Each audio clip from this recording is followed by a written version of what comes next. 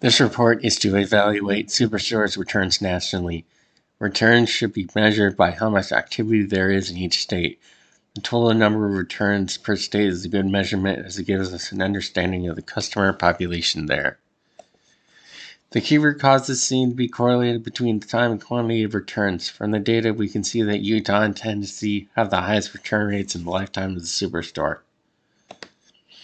The big illustration is an interactive chart of the United States. This shows the return rate for each state overall. The lighter states show a lower return rate, and the darker states show a higher return rate. The first two charts you'll be looking at are the categories and subcategories charts. These charts show the overall return rate of categories and also, as well as breaking it down into subcategories. The next chart is the return rates based on quarters chart that looks at the overall product categories over the Superstore's lifetime. You can see how each state or the U.S. overall return rates for overall products are like. The scatter plot below shows the correlation between sales and returns. From this graph, we can look at each subcategory's performance overall, or you can look at individual states, such as Alabama. The chart in the middle right of the dashboard shows the highest return rates for each customer. The chart has been filtered to only show those customers that have made more than one return. So that way we can filter out those that didn't return anything at all.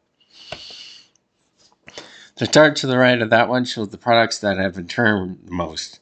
This chart has been filtered to show products that have a return rate greater than 0.1, as we don't want to include products with a value of 0.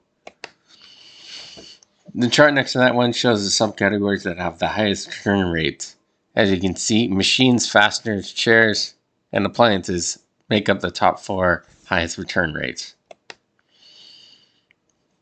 The main chart you'll be interacting with is the United States illustration. If you click on a state, such as Arizona, it'll show you the information for that state. Product categories, return rates for customers, and everything else.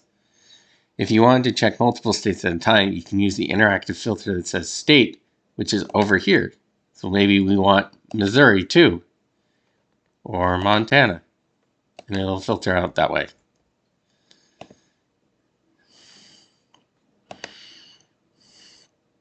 You can also filter out by category or subcategory depending on what you're looking for. You can use this dashboard to determine how to deal with customers in high-selling states that return a lot of their products, and also determine how to increase sales in the Midwest areas that have low activity.